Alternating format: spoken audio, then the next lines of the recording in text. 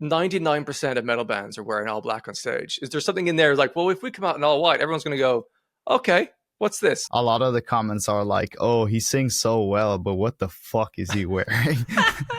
I could hit very high notes very early in my career, but they sounded fucking horrible. So like you have to like dial it back and make sure like, okay, my original voice, my speaking voice has to sound good, because singing is just sexy talking. It's just longer notes of, because you're talking and then all of a sudden longer notes. That's literally the same thing. Yeah, you don't want them to do another Sempiternal. That would be like Da Vinci doing another Mona Lisa. You don't want to do that. Yeah. Yeah, that's stupid. Like, why the fuck would you do that? It already exists. Like, that's an art piece that's going to live through time. Like, don't replicate that, because then it feels like... I only discovered the band Invent Animate in early 2023, and it was right before their album Heavener came out. And it was a pretty exciting sound to begin with, but then when Heavener came out, it completely blew my mind. I've been listening to rock and metalcore music for decades now, and I'd never before heard such a impressive balance between ethereal lightness in sound, but also the devastating heaviness from front to back throughout that album. It just found it so rhythmically and melodically satisfying. And I'm so excited to have the chance today to chat to the vocalist of Invent Animate, Marcus Vik. Marcus, welcome. Thank you very much for your time here. Thank you for your kind words. Oh, you're very welcome. Thing is, they're not even just my own take. It seems to me that that album in particular has been so well received globally. Now, it might seem obvious at the time if we think about present day, like, oh yeah, of course that album was always going to go across well. But I wondered from your point of view, as one of the creative minds behind it, before it came out, did you feel any certainty that I'm pretty sure this is going to connect? Or did you have the understandable creative nervousness of, well, what will people think of this? Who knows? I really don't think we were too confident with it before we released it. Wow. Because there was a lot of question marks regarding the singles. Shade Astray got mixed first, so it got mixed before the album got mixed, pretty much as like we got to get this mixed to kind of like send it off as a single as fast as we can. And that was like the only song where we were certain that it would like do well on the album. For the rest of the album, it was kind of a question mark. We knew it was good songs. We loved them, all of us. But it was also like, I don't know what people's going to think about, because it was a little bit different from what we've done in the past. And like the song Without a Whisper was a song that grew on us up until the point where it was released. So that was definitely a question mark of being a single for a while, until someone listened to it, and I can't remember what it was, but we showed it to so many people outside of the band, and someone said this has to be a single. I don't remember who it was, but we were like, yeah, I see it. It's simple. It's a simple song. It has the whole package tucked in, but like stripped down a little bit. So we were like, yeah, I mean, let's do that as single as well. And that was the song that popped off. So we were like, so it's always so hard. Like you always see these bands who like release an album, and then there's a song that wasn't even a single who like became the biggest song. The album the band released before I joined, one of the albums they released before I joined, Everchanger, had a song called Luna that apparently wasn't a single. And that was by far the most popular song on the album. Wow. So like you can, it's very hard to like plan these things. But also you can't, as the people creating it, be the same objectivity about it that someone who hasn't seen the blood, sweat, and tears that's gone into it. Because it may be that the most difficult song to create and you finally nailed it is one that maybe people don't connect with as much as one that flows out of you really quickly. And you're like, oh, well, that was a simple song. Why did that work? Has there been one song on Heavener in particular that maybe took the most time and effort to put together, or is that kind of a challenging nut to crack, as it were? I think Shade Astray was the one that took the longest. Shade Astray, in my opinion, is the best representation of what Heavener has. It literally has every aspect of that album tucked into one song. That's why it's so chaotic and like technical. And then it's slow for like a short second, and then it goes back to being crazy. So it has all these things that we could offer at the time. So I feel like that song took the longest to make.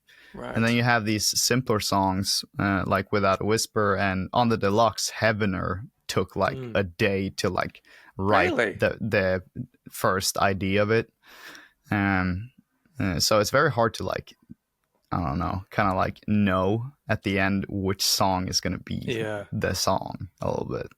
I mean, in terms of vocals, Shade Astray, I think you asked a lot of your stuff. The speed at which you have to go through notes in the chorus melody is like, fuck it up.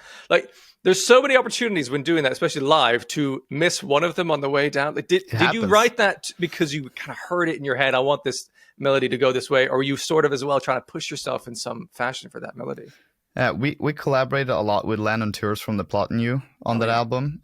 We kind of like took like a writing retreat with him in Arkansas in like this cabin in the woods, and we came up with a lot of cool melodies. And at the end of the session, we realized maybe we should just record with you, because we had another producer in line, and then we ended up going to his place instead and record. And I think we kept pretty much of anything that got recorded, we kept about like 65% of the melodies that he helped out with pretty much. So he was a big part of like the melody choices of the record, even though it's like a big collaboration. Some of the ideas, especially Shade Astray, derived from his original idea of the melody. Right. So I can't take credit for that, unfortunately. But that melody is sick. Like, it's fun. It's a fun melody going. Yeah, because it descends as well. It's quite a satisfying descent there. If it was the opposite, to be fair, if it goes like if it was going up, that's a whole different world of singing. Doing runs upwards. Probably harder because as I understand it, please correct me if I'm wrong about this, as you go up, the difference between notes actually is smaller. So it's you have to get more and more accurate. Is that right? Yeah, it's you're working against your larynx when you do runs. So I think the general technical term for doing runs is that the back of your tongue is kind of dipping between notes, and that's how you're able to go the autotune route between notes, like kind of like that. And every time you move your tongue, your larynx also wants to move. And it takes years to kind of like train your larynx to kind of back off in singing. Because when you want to reach high notes, because the term is called high note, even though it's just a brighter note, like there's only bright and dark notes, but we say high and low. This one wants to go up higher as well. So you have to train it to kind of not do that. That's why going up on runs would have been like twice as hard. When I was asking viewers for questions they wanted to put to you, so many of them were basically asking, how did you get so good, relatively quickly? They're thinking from your vocals. It seems like you're striving to improve. And they seem to be noticing improvements from Greyview onwards. So there's absolute consensus that you're a phenomenal singer with your variety of range and delivery. Like, you're a master of all sorts of vocal deliveries. But I'm sort of wondering, if you're working with someone like Landon Tewers, who's an absolute powerhouse as well, was there a kind of intimidating sort of difficultness to like, well, if he's going like, well, why don't you try this Shade Astray melody? You're like, I mean, I need a run up to that. How did you find working with someone who has such kind of chops as he does? I think between Greyview 2020 and the like writing and production side of Heavener, I learned a lot about my voice. I started to learning like what I can do and can't do. And I think he picked that up pretty early on, like knowing what kind of notes I could do. But we definitely pushed me a lot. And I've always done that to like, it's kind of a toxic way of evolving as a singer where you record stuff that you can't do live yet. So you have to force yourself to practice to be able to do it. But I guess that's a good thing for you. But for the listener, it might be hard. So like, I didn't consider myself a good live vocalist up until early this year. So wow. Because right before that, that's when I started to explore the professional side of learning how to sing, like building muscle memory, slow with time, get rid of bad habits, and literally just practice every day. So it's all about like the small changes every day, like the continuation of practicing just a tiny bit every day. That kind of changed me. And one thing that was very important was the breathing side of singing, which can be a very like hard thing to understand at first. But technically, you want to treat your body as the voice, and this just is kind of like a filter. So like whenever I sing and I feel like I have a hard time hitting high notes on stage, I'm just grounding myself. Just like, okay, just think about your feet. Think about the energy from the stage coming up your body. And then this is just the filter that goes out. So you need a tiny stream of air with great force, because that's how you play any other instrument, like the flute or the trumpet. So whenever I figure that out, I'm like, okay, now I can focus on like moving on stage and doing fun stuff, because this thing is pretty much automatic now. And that really helps. There's a lot of aspects around it. Like you have to take care of your voice both before and after the show. And like, so, but in the practice sense, literally just started practicing professionally and started to like nerd myself down into how the fuck does this thing really works, pretty much. Cool. And I guess it's got a two-pronged benefit. Like you're going to, over time as you hone and practice and learn, you're going to improve the skills that you have, but then at the same time, you're going to make it as easy as possible to perform well on tour, which is very important if you're doing back-to-back gigs, especially with the demands that you're asking yourself as you're pushing yourself melodically and also with screen vocals and the rest. You need that to be sustainable. It's no good doing that and crushing it for one tour and being like, well, I can't do this anymore. So that's impressive. Yeah, it's a lot of stuff to that. I always say when it comes to like evolving as a singer that I teach a lot of vocals to people almost every day now. And I tell everyone the same thing where like, if you want to teach a kid how to do a kickflip, you have to do it like half an hour every day. Because one, they're very stupid. Two, they have no control of the limbs whatsoever, and their short-term memory sucks. So like, and you have to treat the voice the same. So you have to teach them a little bit every day. Because if you have an adult and you're a very good skating teacher or whatever, you can get an adult that has never skated before to actually nail a kickflip after a couple of hours. Okay. Just a decent, like, half-ass kickflip. But they can still do it most of the times if you're a very good teacher. But a kid cannot do that. So you have to teach them a little bit every day. And that's kind of how the voice works. Yeah, because one of the things I've understood about the voice is that and you've alluded to this with you're talking about the larynx and how that's working, is we got the wrong idea of how to do something. Like your default of how to scream for most people is damaging and wrong and hurts. We don't understand the mechanism of that. Or if you're trying to hit a high note, you're like, well, I'm just going to like really bear down and try and throw it up there. But that is not actually, you might hit that note, but it's not in a way that's sustainable that your voice wants to do. So you have to build the small building blocks on the way up, which is really frustrating. Yeah, it's the same with singing. Like, you can, like, I could hit very high notes very early in my career, but they sounded fucking horrible. So, like, you have to, like, dial it back and make sure, like, okay, my original voice, my speaking voice has to sound good, because singing is just sexy talking. It's just longer notes of, because you're talking and then all of a sudden longer notes. And that's literally the same thing. And if you can, like, kind of connect your singing with your talking, that's when it becomes more natural to you.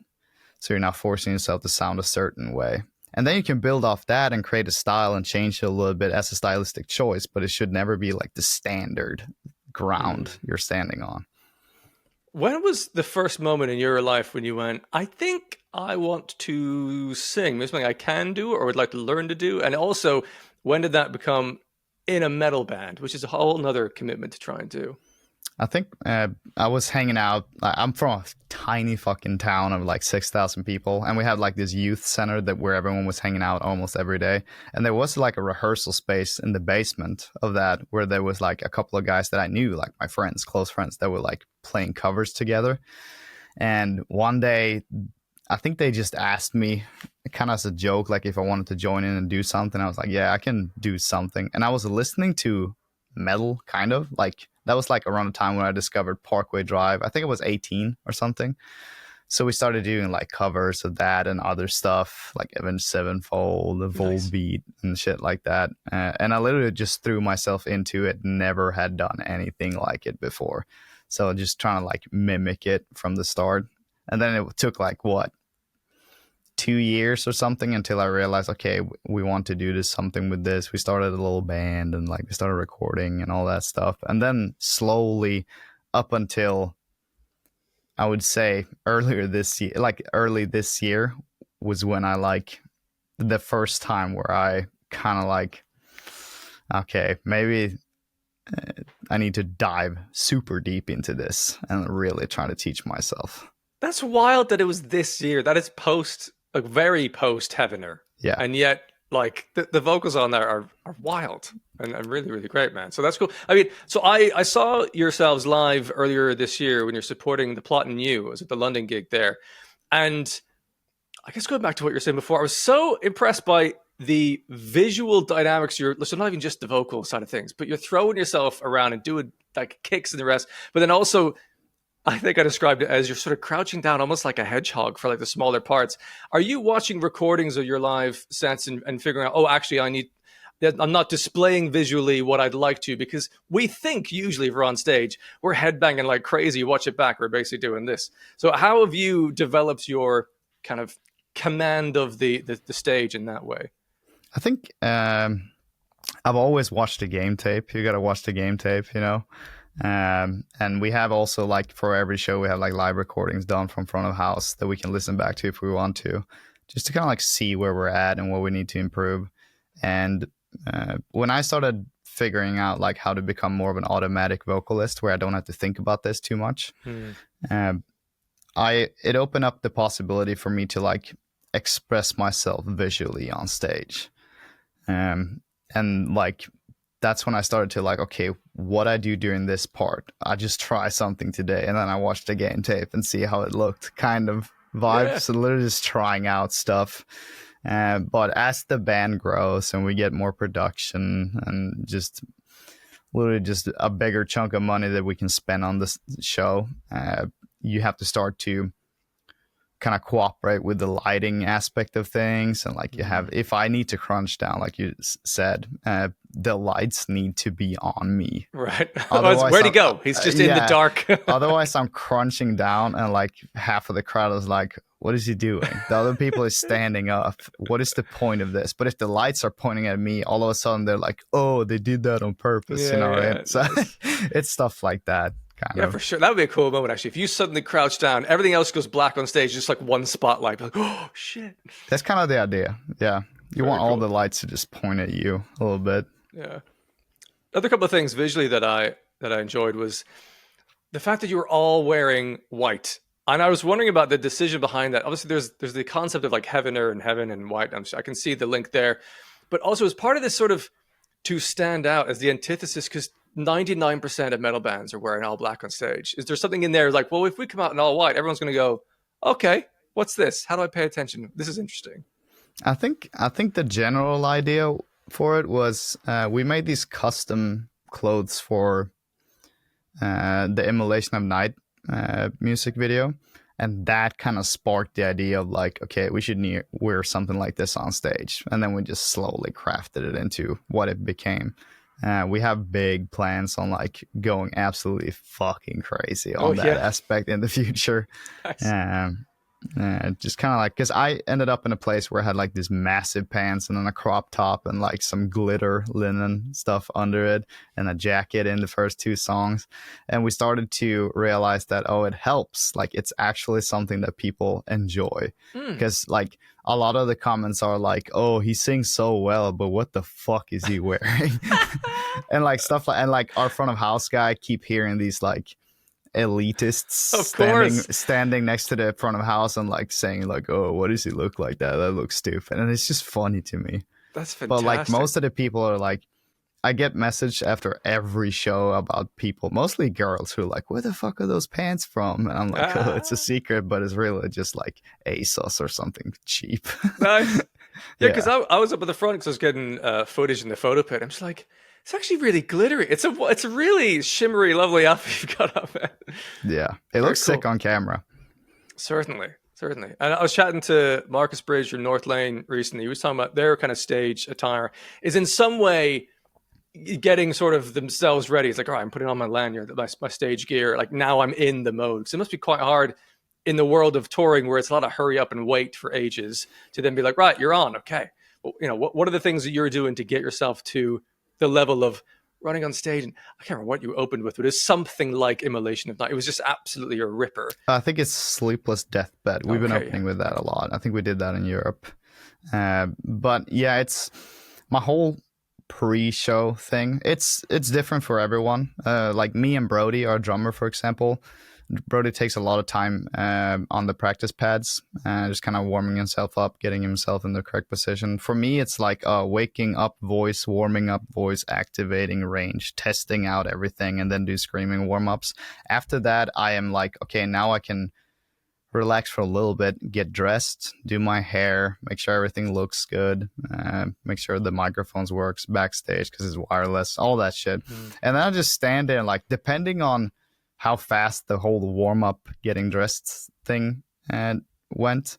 Sometimes I get ready a little bit too early, which sucks. Because I always want to make sure I have time in case something needs to be fixed by me. Because even though we have a side stage technician, sometimes I have to run up there as well and twist some knobs and making sure everything works. But I give myself time to that. But whenever nothing is wrong and everything is just good, I'm just standing there for like 20 minutes, like, all right. So I just do like singing exercises. I was going to ask if you're still kind of humming to make sure you don't lose the warm-up. Yeah, I do a little bit of stuff. I figured out, I got a vocal bottle from Dr. Vox. It's a company, and that's very good. And you can project in a very healthy way into this bottle with your voice without draining your battery or whatever. Right. So I kind of walk around with that bottle and just kind of like maintain the momentum until I go on stage. And it really helps. But it is boring getting ready too early. So I'm trying to like find a sweet spot. Right. Sure. As with any crafted skill, you hone it over time. The other thing that was interesting is before the show, it seemed to be there was a very particular choice about the music emanating through the venue before. Like we're suddenly in this sort of spa, and it was very sort of ambient and atmospheric. Yeah. Like, this is an interesting choice for a band that, I'm sure most of the people here will be aware of, but not everyone. And they'll be like, oh, what are we in for? And then you're going to come out and just like hit them with some scream vocals. What is it about that sort of pre-show playlist of the ambient relaxation that you think is the right thing to set the tone for what's coming? It's been like different for a lot of tours, but after a while, someone made a choice to like get a playlist. I don't know if it was Wickham or Sound Guy or if it was Caleb our bassist, but there was like a playlist made with just ambient stuff, just vibe music, and we did it once, and we were like, I don't know if this is better, but it feels good, like because you get like for us, especially being behind the stage, just fucking waiting, getting ready. It's nice to kind of like settle the mood a little bit, and just hit him in the face with an atomic bomb as hard as we can. But it is cool. We used to do Dancing Queen by ABBA right before the intro starts, and that kind of got the crowd going. Sure. And so that has its perks as well. But we figured out that, okay, it is cool to do something different a little bit. So we made a choice to kind of keep the mellow ambient thing, because that's kind of part of the band as well, like being all atmospheric and stuff.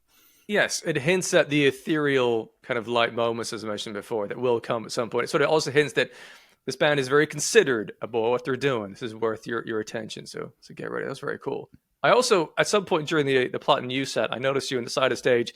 In my head, it's like either he's just like, enjoying watching the Plot and You every night on tour, or maybe there's, and then you were kind of helping with guitars. Like, is he teching for the Plot and You? And then you came out and did Left Behind with them. Is that, but I heard from a comment somewhere that you didn't do that necessarily every night. What goes into deciding, sure, I'll go on stage and do some vocals for this? Is that a venue or night dependent thing? What inspires that moment?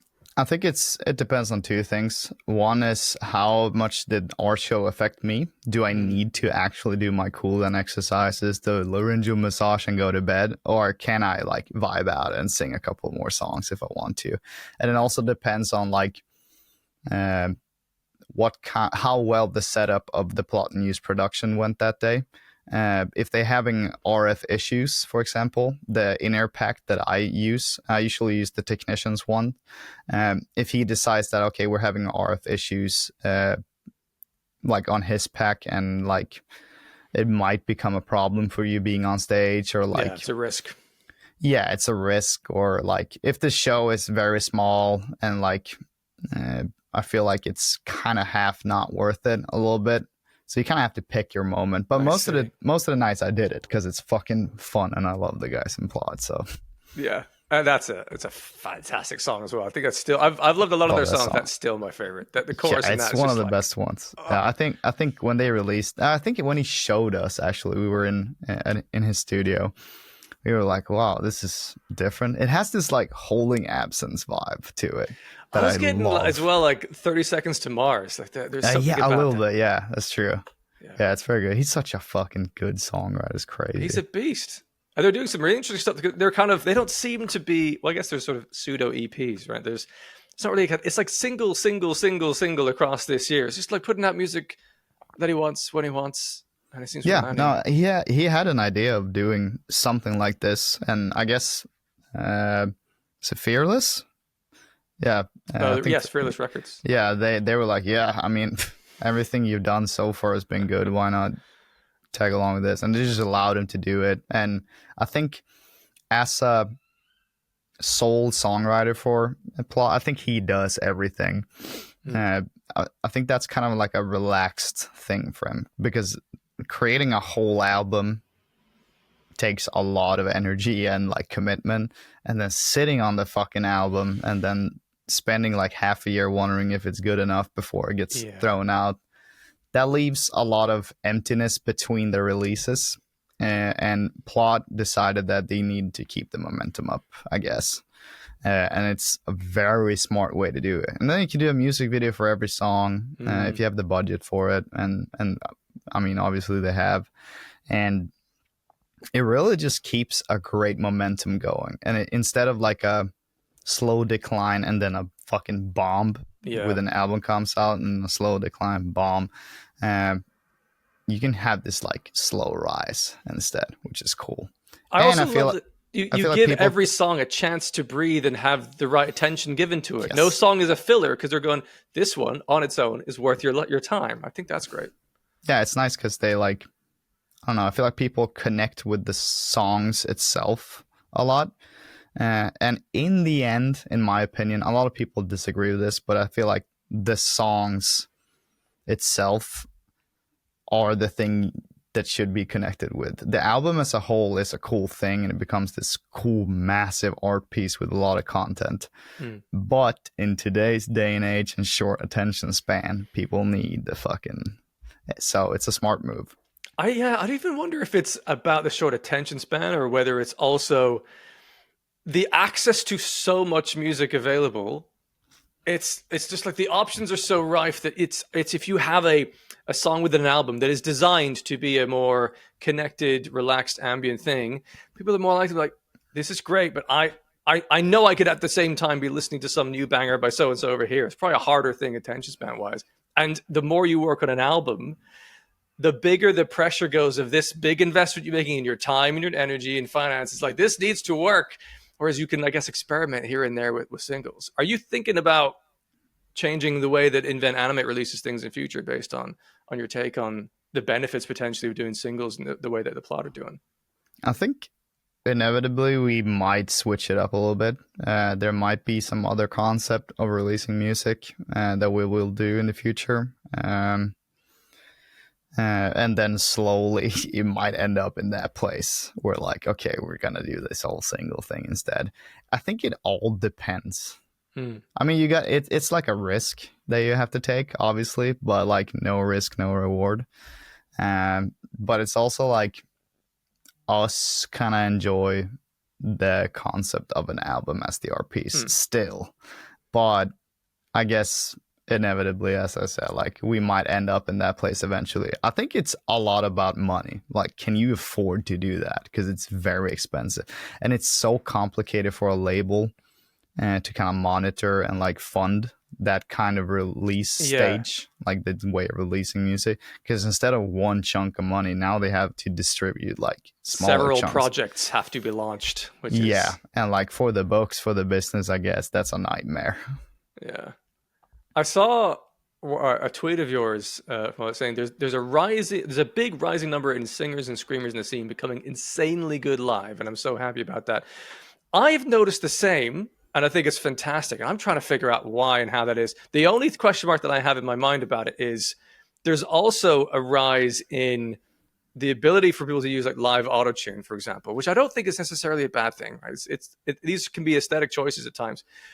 But you're someone who's plugged in more in the scene in the live world. Like, how much of that do you think is actually being used in the live autotune to kind of correct things, or is this the prevalence of better singing techniques and tutorials that people can get for free? For example, online on YouTube, they might try and hone their craft so that we're getting, bigger role models of great singers people want to emulate. What do you think is contributing to this sort of outcome?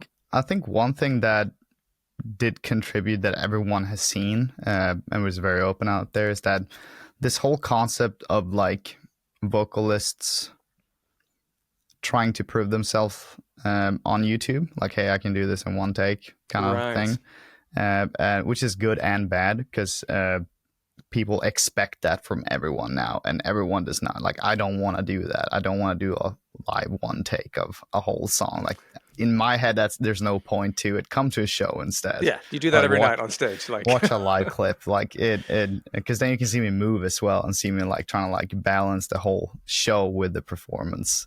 But it's also like it's a fun thing to do. It's content. Content is very important in today's day and age to be able to grow. But the fact that people are getting good live, I think it's a little bit because of that. It's also a little bit because information is more available nowadays, and people seem to. There's been so many big bands, especially in our genre, where like the singer is absolutely phenomenal on record, but fucking sucks live. So it's like, and people started to, and it's always like, if you watch a live clip and the vocalist sound bad from the video, he probably sounded fucking great if you were there. Yes. Because there's so many things in the environment of a show that kind of like hides that fact that he is bad live. So it probably sounded fucking phenomenal. It's just like, loud as fuck in the room. Like, if it's up to 11, the fact that he's screaming the vocals, you're like, oh yeah. And then if you hear it later on, you're like, that was a little bit pitchy, actually. Like, yeah, like if I went to like what's it called? Is it Sick New World in Las Vegas? Yeah, I think that might festival. Be the one in Vegas was one called When We Were Young, but then. Oh no, it was Sick New World. Okay. We were there. We were on tour then, but we went to Sick New World to watch some shows, and I remember filming this certain band. And it sounded fucking phenomenal. And then I watched it back and I could hear all the mistakes of the vocalist. So it's like, that made me realize, okay, delete. Because I want to remember it being good. Because that's the most important thing to me. While some people don't go to shows for several reasons, they only watch live clips on YouTube. And that, so that, in that aspect, to be able to have the vocalist, especially when we have vocal backing tracks, like supporting harmonies and layers and all that, to make it into like the best show we can. If you're not on autotune, that live clip is always gonna sound like you're off key, pretty much always. And so the autotune helps with that. But if you add autotune to your arsenal, even if it's a slight autotune, if you suck, that autotune is going to make it sound worse. Yeah. It depends on what kind of autotune. If you have directed autotune with MIDI, like if you have chosen notes, which is like, I don't support that as much, but if you have just a little bit of help to kind of eliminate the notes between the notes, it's kind of like, if you're too far off the actual note, it's going to snap you down to the next. Yes. And that is horrible. The feeling of it sucks. That happens to people who have autotune, but they don't sing through the autotune so they can hear the autotune. So if you have no idea, because then you don't know what the autotune is doing. Yeah. So you have to hear what the crowd is hearing. Otherwise, you are completely fucked. Yeah, because you might start on the wrong key and not hear that you're on the wrong key. Yeah. And that whole verse is like the autotune's trying to correct it to notes you weren't originally trying to hit. There's also so much going on in your ears. Like if you have in-ears, for example, and you have fucking drums, there's like 12 drum mics or whatever, 16 drum mics. Yeah. And then you have guitars, ambience, fucking disco beats, whatever your band has. There's so much going on. Like, and it, even if your in-ear mix is perfect, it can be hard to distinguish what your voice is doing. So the autotune kind of works as a note reference as well, because it tells you very clearly if you're slightly off, because you have your head resonance as well, working with the thing so you hear from your disconnect. in-ears. Yeah, so you hear the disconnection because all of a sudden you hear two voices. But when it goes up on the right note, now you have one voice. So it kind of works as a note reference thing as well, which is very nice to have. But as you said, stylistic choice, you can use it if you have it in your sound a little bit. Like Bad Omens, for example, has these like sections where it is supposed to sound very auto-tuned. Yeah. And I think live, that kind of opens up a whole new world of like production ideas. And it kind of eventually will shape the songwriting aspect of it as well. Because now you know, like, okay, bands can do this. It's not only fucking T-Pain who can do this. Bands can do this now. So people start implementing that as well. And I'm going to, like, I swear that autotune would become like the standard thing in a couple of years for metal singers. It's such a tricky thing, I reckon, because, I mean, as you alluded to earlier, many people are going to live shows, but it's not everyone. And actually, the larger audience is generally the online one. So if you're conscious that all these phones are going to be videoing us, we need ours to sound as great as possible. And the audience is going to help with that, because then that's an audience that might eventually buy merch or come to gigs in future. But the risk is technology fails sometimes. And I wonder if it's going to be a bigger down step if there's one night where it fails and then everyone's clipping that and then that goes around like, oh, these guys could never sing. It's like, oh, that might be more of it's a difficult decision to make, I think. Yeah, no, it's definitely like you see live clips from festivals where the festival itself had the full responsibility of creating the live mix to be put on YouTube, and it sounds fucking horrible. But whenever the band has a hand in the mix, or their technician or like front of house guy has a hand in the mix itself, that's when you see the live clips that like Spirit Box just put out, like Bad Omens putting out, where like there is someone who knows how it's supposed to sound actually get to go in and like tamper with the details of it. That's when you get the great fucking live clips, or like Caliber TV, or people like who are very deep into that world. But whenever there's like a festival or like a random guy at the venue who like records the board and like they do the mix and they're like, oh, this sounds great, and they put it on YouTube and everyone's like, this sucks. Yeah. I remember that from like 10 to 20 years ago, the live footage you'd see on YouTube of things or on TV. It's just like, yeah. Oh, man. And it also makes you think, oh, live gigs can't be that good. No, in the room or in the venue, at the festival, it sounded fucking sick. It's just hard to mix live. And those new Spirit Box ones, maybe the best I've heard it done. Like, they were absolutely incredible. I think it was done by good. Josh. Like, wow. Yeah, when I watched those, that's when I did that tweet where like, because then I started realizing, oh, I've seen a lot of vocalists do this very well recently. But Courtney herself is just fucking phenomenal. She does this. I think the reason why I like her voice is because I've always said, if you're going to scream, make sure it sounds like you're screaming fucking loud and in full panic, and it's supposed to sound like it hurts. It's not supposed to be loud. It's supposed to be quiet, because the louder means more air. The more air means you're drying out everything, and that hurts you eventually. But you want it to sound fucking loud. You want it to sound panicky. And like that's when you get like vocalists like Knock Loose, for example. Like it sounds like he's in fucking pain, but I bet he has full control of that. That's crazy. Yeah. And so if you're gonna scream, you have to scream. And when I heard her do like the panic stuff in these live videos, I'm like, fucking hell, I gotta get better now. This sounds great. Also, Poppy, her scream vocals are absurd. Like it's the same thing there, yeah. Yeah. It is like an animal that's scared and in pain. It's just totally raw and like, holy shit. But clearly somehow very sustainable. Like yeah, I mean, I mean, you kind of have to if you want to do it for a couple of years every fucking night. Just have to figure it out. And it all comes down to like practicing, I guess. Just practice your ass off. The more you practice, the better you're going to get if you practice in the correct way. So, Yeah. I That's guess a that's very just it. important caveat. If you practice in the correct way, because there's all sorts of things online. It's like, well, so you got to get through the pain, and then you'll find your false chords. It's like that doesn't sound like the right way to be doing this. No, you gotta. I did that for years, but I didn't master my false chord scream until I dialed it back to the first step of the false chord scream, which Wow. is literally it's just a kind of like that, like where it begins. Mastering that and mastering every aspect up until the correct scream, because a lot of people don't know, only know how to scream at 100%. Anything Right. below that just sucks to them. Like yeah, it sounds bad because that's not the scream. This is the scream. This is not a scream. But you need to be able to control this and know what is below it to kind of be able to do the full one in a healthier way. So like it's the same thing there. Like you just have to practice and like figure it out, I guess. And for the melodic side of things, I'm curious to know what your kind of vocal influences or inspirations are beyond the metal realm. Because again, with some of the melodies that are coming out, these can't be drawn from just a diet of metal music over the years. What are you listening to and enjoying outside of that universe? I would say right before we wrote Heaven, I discovered like Harry Styles.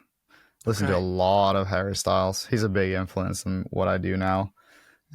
But I've always been a fan of the band Paris. Lynn Oh Gunn's yeah. voice is fucking good. Like Mm. I've always been a huge fan since they released White Noise back in Yeah, whatever. yeah. It's just I realized that okay, this is how you're supposed to emit emotion in singing. Like this is what I want to do. So that kind of set the trajectory for me to be able to like instead of being harsh all the time or soft all the time, I kind of like took a page out of her book, I guess, her unintentional book or whatever, where like you have to pick your moments where you have to have that big burst of emotion and then dial it back. Because if you have the big emotion all the time, it kind of contradicts that less is more thing, where like if you only have peaks throughout Mm. the whole song with your vocals, they're not going to feel as peaks anymore. You have to have Yeah. something below it. And that's a big important thing when we wrote the song Heavener, for example. Like we wanted to have something where that could support a massive peak in the song, and that became like the riff in the breakdown or whatever. Because if the song was crazy and then it came to that riff will not feel half as cool as it is.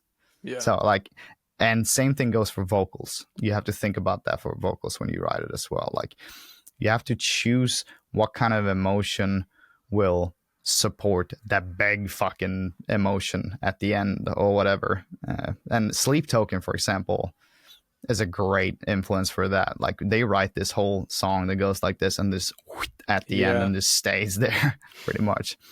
And like I've been listening to a lot of Sleep Token recently. It kind of I was in a place where I only listened to Sleep Token for like a month, Wow. and now I'm trying to dial it back in because the music we write right now is kind of like I start to feel like okay, I'm getting influenced a little bit too much. Of course. Yeah, Yeah. That makes so I have sense. to like dial it back. But I listened to a lot of recently a lot of 1975 Japanese house, a lot of like these synthy weird weird melody choices where like it sounds a little bit like okay, this has to be written by a genius, you know what I mean? Like this is not a normal songwriter who wrote this. So it sounded like those two things. It was when you said the 1975. Do you mean the band, and then separately you said Japanese House, is a separate thing, Yes. right? Okay. I was like, is there a band called 1975 Japanese House? What are the odds? Oh no. But yeah, 1975 are a great, fantastic band. They're really wonderful songwriters as well. Yeah, I think one of the people in 1975 is writing the Japanese house music as well. So like they kind of connect a I little bit. see. Okay. Very cool.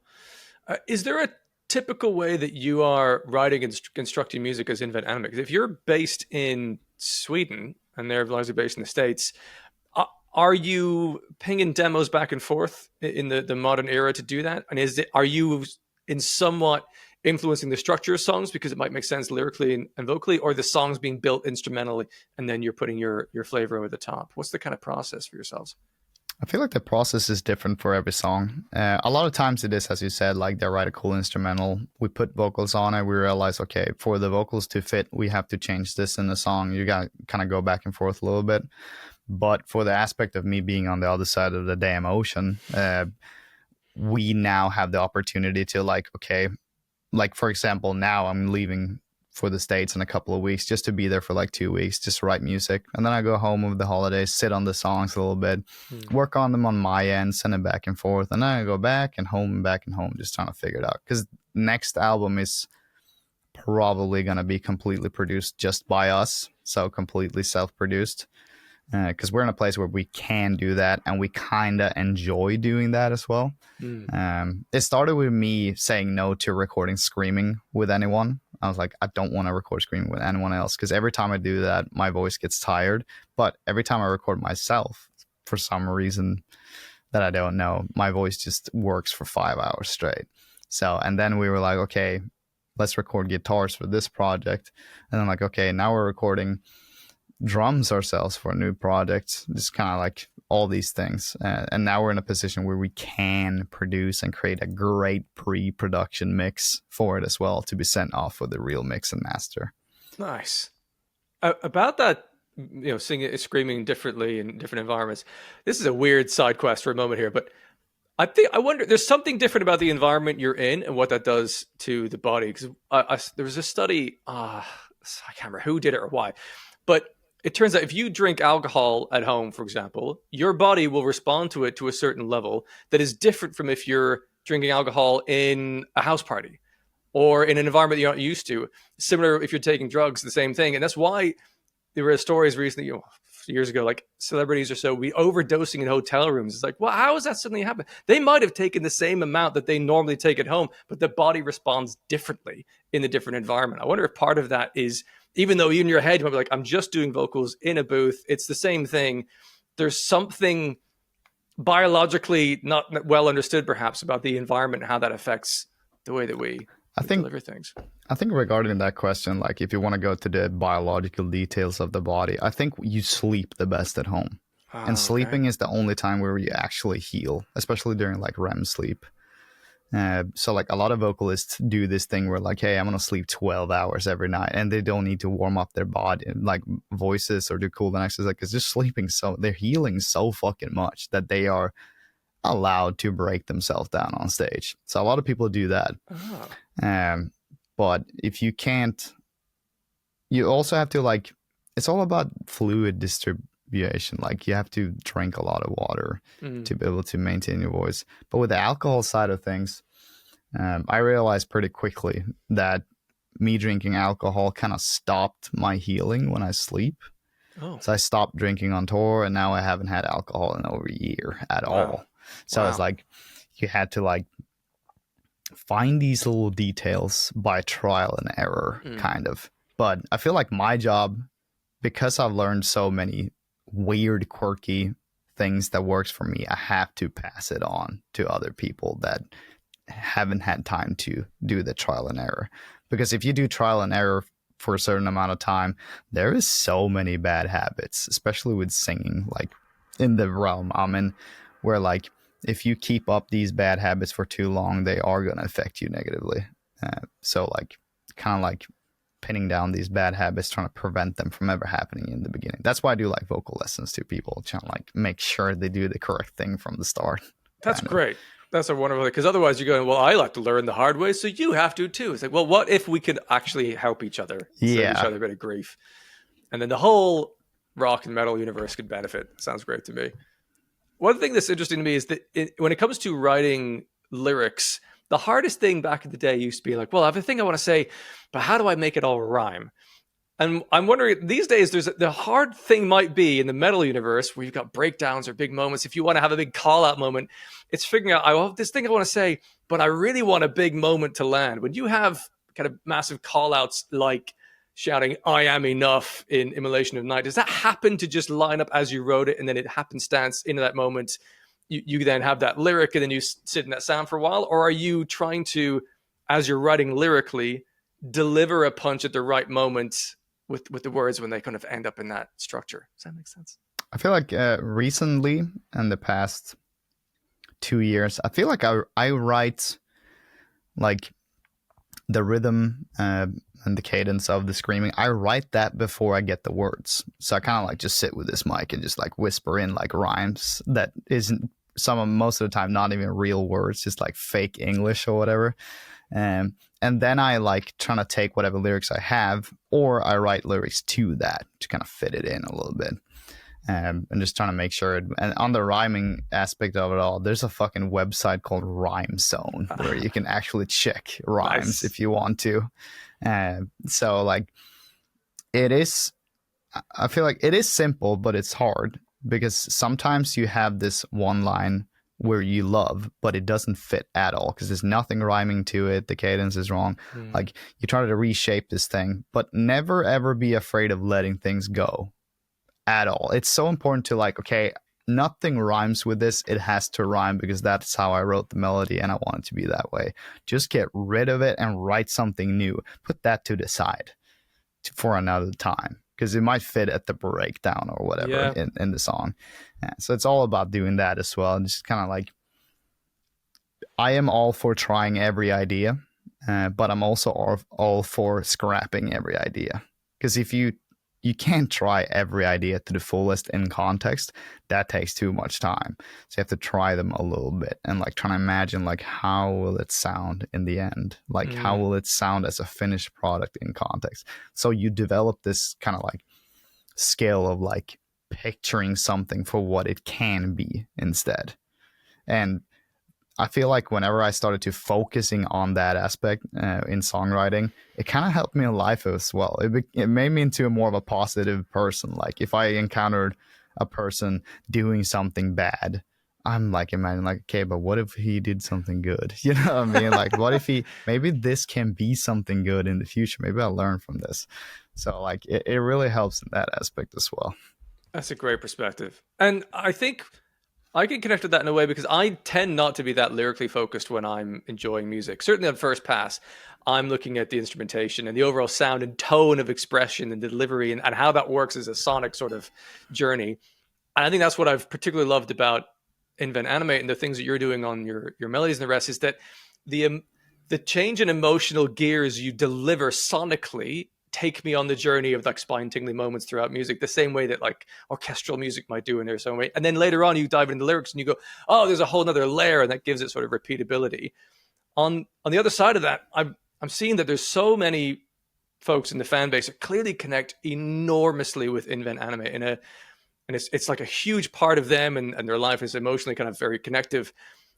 How aware are you of, you know, that the side of the fandom that are really very passionate about this band, and do you feel the, you know, a responsibility or weight upon that, or are you able to have some perspective about, well, they'll connect with music in the way they connect with it, and I need to, you know, keep myself mentally geared to do, you know, continue to express the things I am doing, and how people react to it is entirely their aspect. There's like a fine line between doing what I think they will like and doing what I know I like, and that you have to find like a good aspect. Some people do only what their fans like, and the fans they have will love it, maybe pick up some new fans, but it isn't until you start doing shit that you like where you lose a lot of fans but you gain way more than you lost.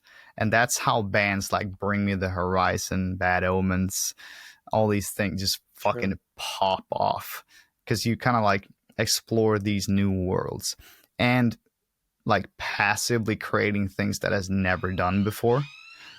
And they're kind of like, do you have a bird in your house? It sounded bird like that was clearly a police car. That's what it sounded like, yeah. Are you in London? Yeah, based in London. Happy That's nice. With all the police and issues. Yeah, you don't have any birds in London. Yeah, there's pigeons. That's about it. Yeah. That's funny. No, but I mean, like, you have to find the sweet spot on like being true to yourself and then kind of like listen to your music you just created from an aspect of someone who has no experience in songwriting, and like they only go for how they feel when they listen to it. not being amazed by songwriting choices True, as because that would much. be most people. The majority, they can probably connect to a singer because they also might do some singing with their friends or out and about, or they have a voice so they understand lyrics and words, but they're unlikely to hear the details in guitar layers and synth layers and things. So if you write Yeah. just for them, you might have some diehard fans and all 20 of them will come see you live. But like, if you want to have a wider audience to connect with your music in a way, makes total sense to think about. Or how do we connect on the most human, natural level? Yeah, the concept of selling out is such a weird thing because to be able to have the most fun you can have on tour and being comfortable and feel happy a little bit, you have to have an audience that pays you enough money. And because we can't set ticket prices to a crazy amount because no one will buy them, you need to have a lot of people coming to your shows. Um, and I'll come to a place where, like, I know now that I feel the most comfortable at the biggest shows because usually bigger venues, bigger budget in the venue. Everything is so comfortable. I'm relaxed now. I'm content. So you have to think about that aspect as well, where like it's not selling out if you want to be comfortable and have as much fun as you can have. Because if you have a massive budget in a band where you can have this crazy fucking show with fireworks and everything, that is fun. You know what I mean? And to be able to get there, selling out doesn't sound so bad anymore. You know what I mean? But you also want to stay true to yourself, and like what you like and all that. So like, there's music I want to create that is so far off the grid from what people listen to, where it would be like a career suicide almost. But there's also music that I like Harry Styles, where a lot of people like all of a sudden. So it's hard. That's why metalcore, it's such a like a bipolar genre. There's so much stuff in the same genre. It's like, I don't know, like, to me, metalcore is not a genre. Like, it's just a collection of genres. Because Invent Animate has so many different genres in our music. Yes. Even though we like kind of like strive towards one thing more, we still implement as much stuff as we can because it's fun. And that also come into play with the whole like short attention span thing. Because if people get fed different things all the time, they're gonna stay connected a little bit. Because that's how people are in real life. They listen to everything, pretty much. No one listens to just pop music. That's elevate. Like, if you come to a point where you just listen to one genre, that becomes like a background elevator music kind of situation. Yeah, it's not going to hit you if you keep having it. Like you don't care about it. And it's fine. Maybe you're not interested at all. But people who listen to our music tend to be like, even if they don't know how to play an instrument, they're kind of musicians in their head a little bit. So it's also that. You have to think about that a little bit. Happily, I don't hear much chat these days about kind of, oh, this band's sold out and the rest. That's something that was like 15 years ago. That was something people really cared about. But I think because of the prevalence of things like conversations like this, where people get a little bit more empathy and understanding for the artists and what they're going through, like, wouldn't you like the bands that you really love to have a sustainable career that means you have more music in future? The answer is always, yeah, of course. All right. Well, then let's make sure that there's a way for it to be financially viable for them to continue to do this. And to your point earlier about, taking risks or changing things, sticking to the core of what you're interested in, no matter what you do, you can't take all of your fans with you. Even if the next several albums are exactly like Heavener in some way or another, not all the fans will come with you because they'll be like, oh, well, it's just the same, whatever. So you have to follow what is sustainable for you. And yeah, you might lose like 10% here, but you might gain another 80% somewhere else. And it's all part of the journey of life. But there's no point in just doing the same thing again and again for you or for anyone else. Yeah, fan service to me is doing something that is true to me, because then it like passively gives the fans what they want in a weird way. Even though I saw a tweet, I don't know if it was 2 days ago or something, where someone tweeted me like, hey, this song from this old Avian album that I did 8 years ago is the best thing you've ever done. And even though I appreciate the comment, it's also like, so you're telling me I have not evolved at all in 8 years after all this hard fucking work? Yeah.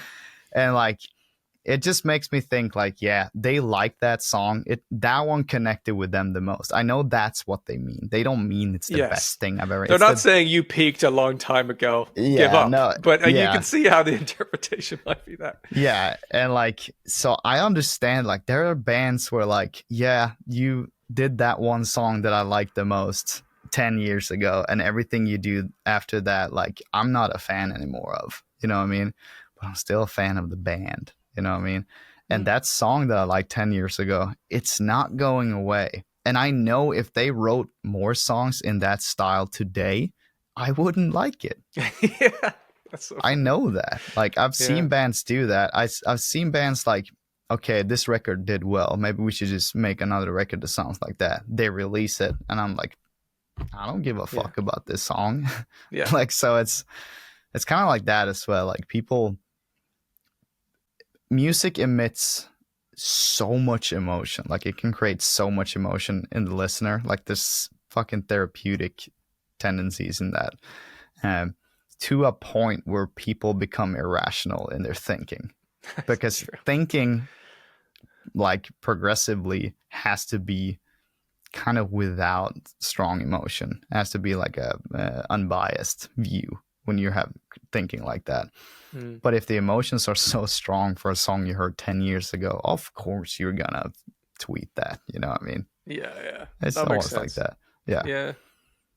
And you've mentioned this yourself, but like the band, like Bring Me the Horizon, they went in a direction with Ammo album. I was like, that is not for me. I've grown to like it actually over the years, but like that's not Same. really for me.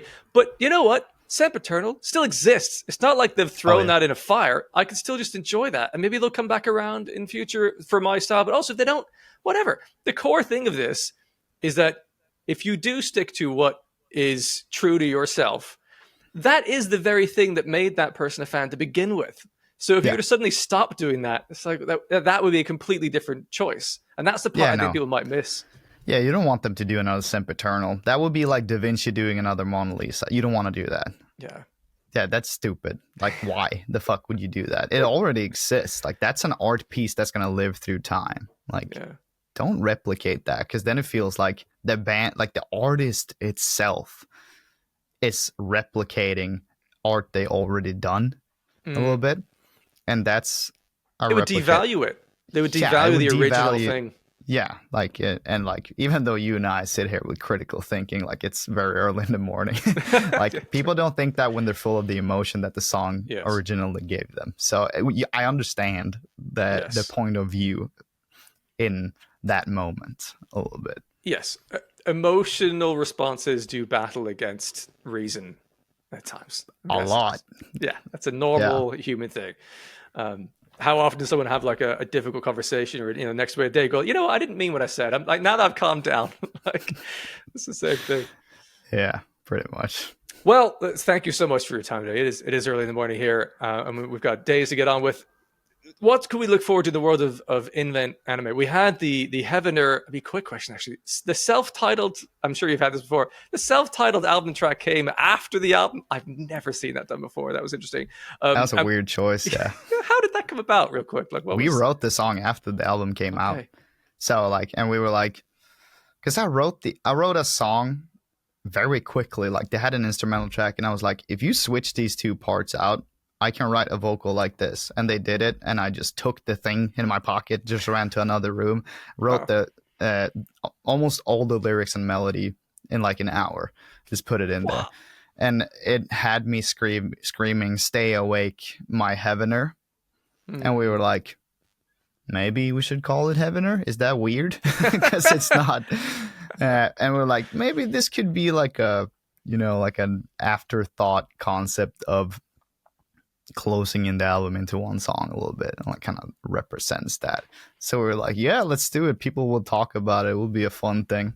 Yeah. And it just rolls off the tongue very well, that song. So we're like, oh, let's fucking do it. It's a cool concept, actually. Very, very cool. And the couple songs have come along with that as well have been great. What's anything you could share about in the pipeline? What's the future in the next, maybe in 2025 or so for yourselves, or are you just seeing how things go and gently creating music? We have written songs that is gonna come out. Can't say when. Sure. for a project. It's not an album, and we're in the midst of writing the next album as well. So we're busy. Very We had busy. to take this time. We've been touring like maniacs for the past 2 years. So we were like, let's say no to everything after October this year Right. and just focus on the album until late spring 2025. So late spring 2025, we plan on having a tour.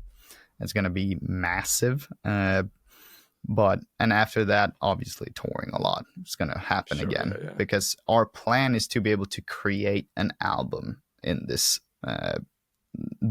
cycle of the year, pretty much. So like this whole winter is supposed to be to produce an album. But there is songs that's already done as well that we don't know what to do with yet. So Exciting. I don't know. It's a fun little thing that we'll put out. Fan service. It's definitely a fan service project. Okay, interesting. After all that. Wonderful. Well, Marcus, thank you very much indeed for your time and your insights. I've really enjoyed our conversation today. Good luck with the session you'll have coming up in the States, writing with the rest of the lads, and with whatever you're doing next year. Looking forward to it. Thank you. Well, that was an absolute pleasure. Marcus was such a thoughtful, human, and considerate individual to chat to there about Invent Animate, but also all the bits and pieces about his own development in his vocals and writing and the rest. Really, really cool conversation there. I'll make sure to put some links in the description here to the Invent Animate socials and the rest, so you can go keep up to date with what they're doing musically in future. Also, there's a link to my Discord server if you want to chat to me and others about rock music in this way. We kind of hang out there offline in between videos, as it were. If you haven't yet, do consider subscribing to the channel and to the podcast wherever you're tuning in from, and you'll be plenty more of these interviews coming up in future. So stay tuned for those. Hope you have a lovely day. Maybe I'll see you in another episode very soon.